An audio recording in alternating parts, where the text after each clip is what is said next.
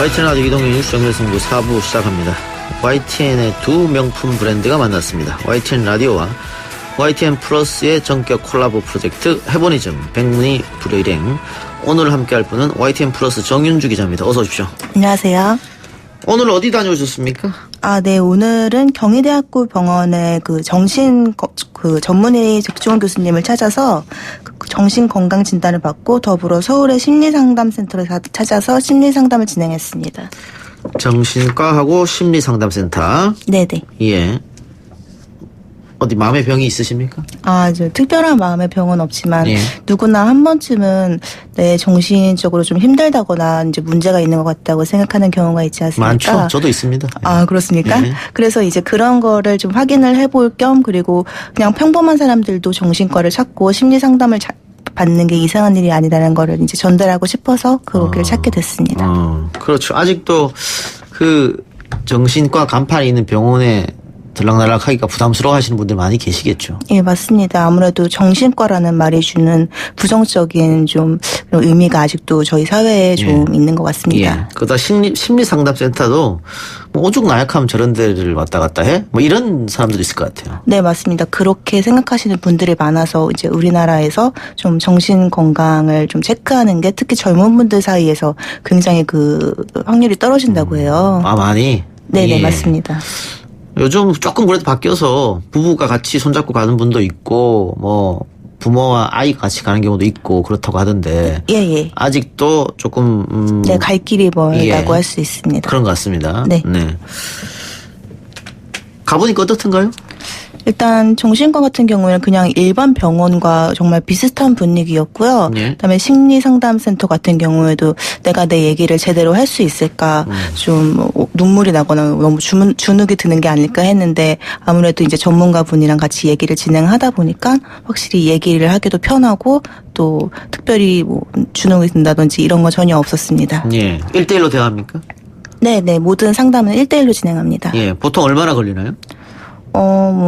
좀 다르긴 한데 병원 같은 경우는 이게 상담을 진행하는 시간이 그렇게 길지가 않고 진단을 내리고 그다음에 약물을 받을 수 있는 곳이고 그다음에 심리상담센터 같은 경우에는 뭐 센터마다 다르긴 하지만 보통 30분 아니면 1시간 이런 식으로 시간을 정해서 진행하는 경우가 많습니다. 예.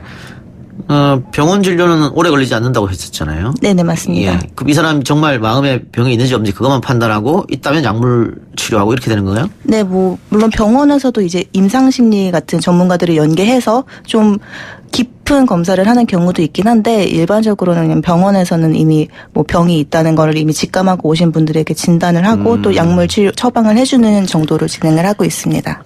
궁금한 게 이제 비용도 궁금한데. 네네. 의료보험 됩니까? 네. 정신과 같은 경우에는 의료보험이 되는데 이게 상담센터 같은 경우에는 이거는 의료보험이 적용이 되지 않습니다. 그래서 정신과 같은 경우는 일주일치 약을 받는데 이제 10,000원대 정도면은 지금 가능한 걸로 가능하고. 알고 있지만 예? 이제 심리상담센터 같은 경우에는 5만 원에서 20만 원까지 좀 이렇게 금액이 좀 다양하고 좀 많고 물론 무료로 상담을 진행하는 곳이 있긴 하지만 굉장히 수도 적고 그래서 좀 어렵다고 알고 있습니다. 예. 상담료가 일단 심리상담센터는 비싸네요. 네네, 맞습니다. 네. 정신과는 어쨌든 의료보험이 적용이 되기 때문에 싸고. 네네. 정말 힘드신 분들은 정신과부터 가보시면 좋겠네요. 네네. 저도 정신과부터 이제 재정적으로 또 압박이 있으시면은 가보는 게 가장 좋고 이제 직효로 바로 약을 복용을 하실 수 있기 때문에 그게 더 좋다고 생각을 합니다. 예. 그 심리상담센터는 그런데 많은 얘기를 하니까 네네. 응어러진 게 있다고 하면 또 풀 수는 있을 것 같아요. 네, 맞아요. 아무래도 그 전문가분들이 자기 얘기를 많이 하시기보다는 거의 한 1시간 상담을 하면 50분 정도는 얘기를 들어주세요. 나머지 이제 10분에서 딱 이제 마음에 꽂히는 말들을 해주시더라고요. 그래서 처음에는 이렇게 나만 혼자 얘기하고 가는데 이게 좀 비싼 게 아닌가, 이게 도움이 되나 이렇게 생각을 했다가 딱 마지막에 그래서 이런 점들 때문에 다른 분들이 상담센터를 찾는구나라는 느낌을 받았습니다. 정 기자 가서 어떤 상담을 받았습니까? 좀 개인적인 얘기긴 한데 저 같은 경우에는 좀 감정의 고저가 좀 없고 없어요? 네, 없습니다. 그리고 활력 생각이 좀 없어요. 그리고 어릴 때부터 뭐를 꼭 해야겠다 이런 목표의식이 좀 적은 편이었는데 이게 뭐 다른 분들의 고민에 비하면은 굉장히 작은 고민이라고 할 수도 있지만 또 이런 것도 상담에 좀 내용이 될 수 있다고 생각이 들어서 찾아서 한번 상담을 진행을 해봤습니다. 같은 내용으로 정신과와 심리상담센터 가서 상담을 받았을 거 아니에요? 정신과에서는 이제 제가 정신적으로 문제가 있는지 진단을 받았는데 진단을. 없다는 결과를 받았고 상담센터 같은 경우에는 그냥 내가 좀 이런 거를 말씀드려도 되나 싶은 것들 있잖아요. 예를 들면은 뭐 부부 간에 뭐 부부 사이가 안 좋았다 이런 것들을 정신과에 가서 얘기를 할 수는 없지 않습니까? 예. 그래서 그런 내용들을 이제 심리상담센터에서 얘기를 하는 게 더 예. 적합해서 그런 제 개인적인 작은 고민들은 상담센터에서 얘기를 해봤습니다. 예. 그렇군요. 그러면 정신과 가면은 이 검사 페이퍼가 따로 있나요? 아니면 그냥 이야기를 듣고 판단하는 겁니까? 물론 상담도 진행을 하고요. 근데 거기 심리검사, 임상심리검사 같은 걸 할 수 있어요. 그래서 되게 여러 가지 종류의 검사가 있는데 제가 진행한 것 같은 경우는 뭐 문장을 주고 좀 비워진 문장을 주는 거예요. 나는 뭐 인간은 땡땡땡땡 예를 들어서 이런 딱 예시를 주면은 제가 나머지를 완성하는 문장 완성 검사라는 거를 진행을 했고요. 또 뭐 TV에서 많이 보셨을 텐데 나무집 사람 이렇게 세 가지를 그리고 이 그림에서 이 사람에게 나타나는 특징, 성격적인 뭐 특징이나 뭐 트라우마 같은 거를 분석하는 그런 검사도 받았고 또 로르샤흐 검사라고 해서 데칼코마니처럼 별 느낌이 없고 그냥 뭔지 잘 모르겠는 모호한 문양을 주고 이게 뭘로 보이냐 이런 식으로 상담을 진행을 하기도 했습니다. 상담 한 번으로 좀 달라지던가요? 심리상담센터에서 가서 상담받았을 때 좀 편안했습니까? 당연히 뭐 상담 한 번으로 뭐 인생이 변하거나 내 안에 모든 고민이 해소되고 활력이 갑자기 돌고 이러진 않습니다. 다만 내가 가지고 있던 고민이 이상한 게 아니고 내가 이상한 사람이 아니었구나. 그리고 이제 과거부터 오랫동안 쌓여진 기질에 이제 환경적인 게 더해져서 나라는 인간이 만들어졌구나. 뭐 누구나 이런 생각을 하면서 사는구나 하면서 이제 좀 마음의 위안을 좀 받았던 것 같습니다. 누구나 다 마음의 짐이 하나씩 있겠죠. 요즘에 우울증 환자가 급속도로 늘어나고 있다고 하던데 네네. 우울증에 대해서도 정 기자가 의사한테 따로 취재한 게 있다고요? 네네. 우울증을 이제 경희대학교 백종우 교수님이라는 이제 분께 인터뷰를 진행을 해서 우울증에 대해서 좀 어느 정도 공부를 했습니다. 예. 이야기 좀 해주세요. 우울증 증상이라든가 혹은 우리가 갖고 있는 우울증에 대한 오해라든가. 우울증 같은 경우는 일단 우울감이랑 우울증을 좀 구분을 하셔야 될 것 같아요. 갑자기 내가 뭐 옷에 갑자기 뭐를 쏟아서 되게 옷이 더러워졌다 이러면은 내가 이거 아끼는 옷인데 하고 우울해질 수 있지 않습니까? 근데 그런 걸 가지고 우울증이라고 얘기를 하지는 않죠. 이제 우울감이 2주 이상 지속이 돼서 일상생활이 불가능하고 그다음에 신체적, 정신적으로 뭔가 더 이상 신체 활동을 못하겠다 아니면은 정신적으로 너무 뭐 자살 시도 충동이 든다든지 해서 좀 심각한 일상생활 장애를 초래하면은 이제 그때서 이건 우울증이다라고 좀 진단을 내릴 수 있습니다. 우울증은 유전입니까? 우울증이 유전이다. 이거는 유전적인 경향이 있다고들 얘기를 해요. 그렇지만 이거를 유전이라고 유전 질환으로 이제 분류를 하지는 않습니다. 우울증은 정신력으로 극복할 수 있다. 우울증 걸린 사람은 정신력이 약해서 그런 거다. X입니다. 그건 아니고. 네, 우울증 같은 경우는 뭐 누구나 걸릴 수 있는 이제 마음의 감기라고들 얘기를 하잖아요. 특별히 뭐 누구가 뭐 마음이 약해서 걸렸다 이렇게 얘기를 하면은 이건 그 사람에게 더 상처고 실제로 그렇지도 않습니다. 예. 우울증 자가 진단 테스트라는 게 있는데 인터넷에 치면 나오는 것 같습니다. 네네, 나오는 것 같은데 맞습니다. 항목이 많기 때문에 여기서 할 수는 없고 제가 이제 한번 해봤거든요. 네. 저는 아주 맑음으로 나왔어요. 축하드립니다. 6점인가 나왔더니 6점. 6점이면 거의 우울증이 아니라 정말 굉장히 쾌활하신 분으로 봐야 할 것 같은데요. 예, 그렇습니다. 한 번도 우울감을 느껴보신 적 없는 수준인 것 같습니다. 네. 저 우울한 걸 풀거든요.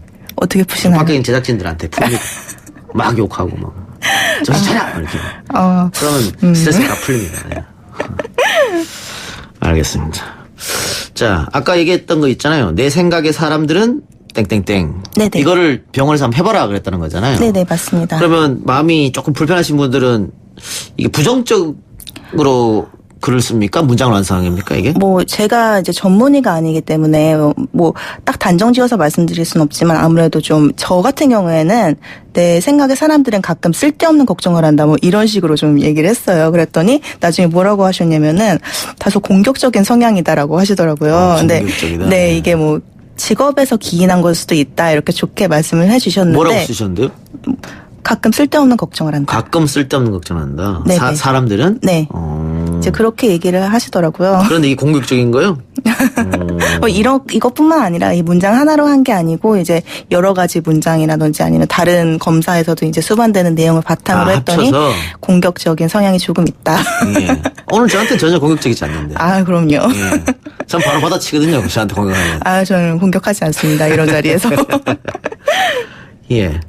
그리고 아까 얘기했던 미술 테스트. 네, HTP 검사라고 하는데요. 이제 집, 나무, 사람을 그려서 이제 거기에서 나타나는 특징을 바탕으로 이 사람은 뭐 성격이 어떻다, 트라우마가 있다, 아니면은 뭐 자기 중심적이다 이런 식으로 좀 판단을 내릴 수 있다고 합니다. 정확한 거겠죠? 아, 이거는 뭐 전문가들께서 판단하시는 거라서 예. 또, 제가 뭐 또 어떻게 다른 검사가 말씀드리기가. 있습니까? 많습니다. 아까 말씀드린 이제 로르샤 검사라든지 아니면은 제가 하지 않은 검사 가운데서도 뭐 그림을 보고 상황을 뭐 이런 것 같다라고 묘사하는 검사 아니면은 뭐 단어를 가지고 얘기하는 검사 뭐 이런 많은 검사가 있는데 저는 전부 다 진행하지는 않았고 이 세 가지 정도 진행을 했습니다. 예. 내 정신 건강에 이상 신호가 오고 있는 건 아닐까? 이런 생각이 들 때, 혹은 병원 가기 전에 도움을 요청할 것, 이런 건 없습니까? 바로 병원 가기 좀 부담스러운 분들. 아, 네. 뭐, 아까 말씀하신 것 같은 이제 검사를 해보시고, 문제가 좀 있는 것처럼 나왔다 싶을 때는. 아, 자가진단 같은 거 한번 네네, 해보시고. 맞습니다. 뭐, 보건복지부 콜센터 129 혹은 정신건강상담 전화 1577-0199 이런 데 전화를 하시면 상담을 무료로 받으실 수 있습니다. 이제 거기서, 병원을 가보시는 게 좋을 것 같아. 이렇게 권유를 하시면은 그 다음에 이제 병원을 방문하시면 좋을 것 같습니다. 예.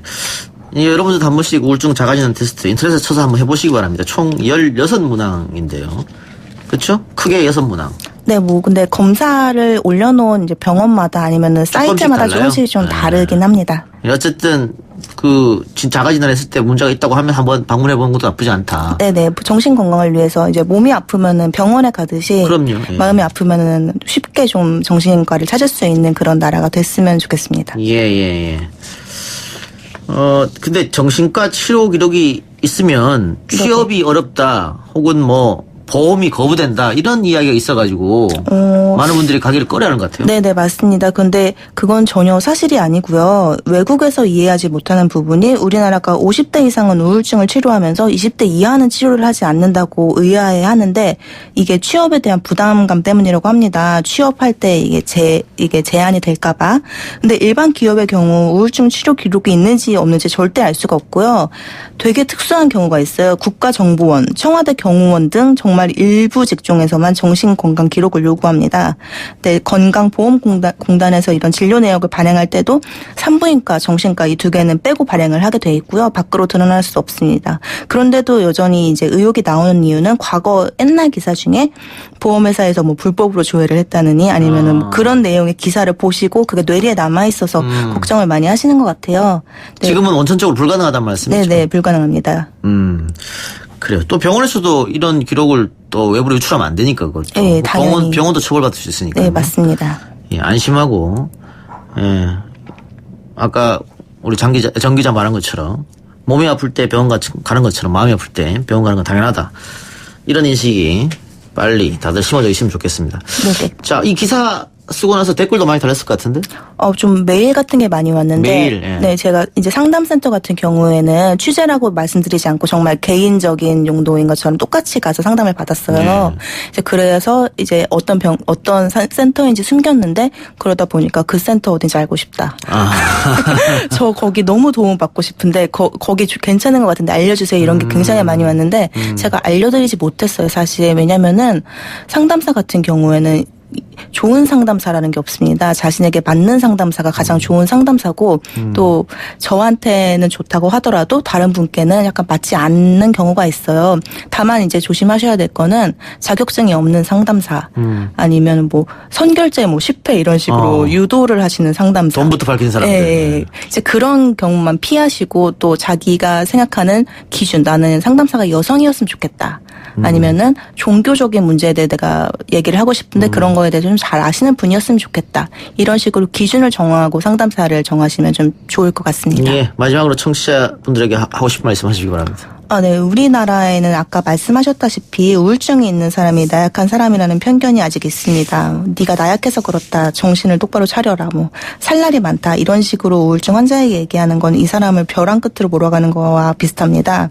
그래서 주변의 소중한 사람과 가족에게 내 말 한마디가 상처가 될 수 있는 거를 꼭 깨달으시고 정서적인 지지를 주셨으면 좋겠습니다. 그리고 정신과를 찾는 건 이상한 게 아니고 그냥 독감을 앓을 때 병원을 찾는 것과 같다는 것입니다. 네. 예, 오늘 고맙습니다. 네, 감사합니다.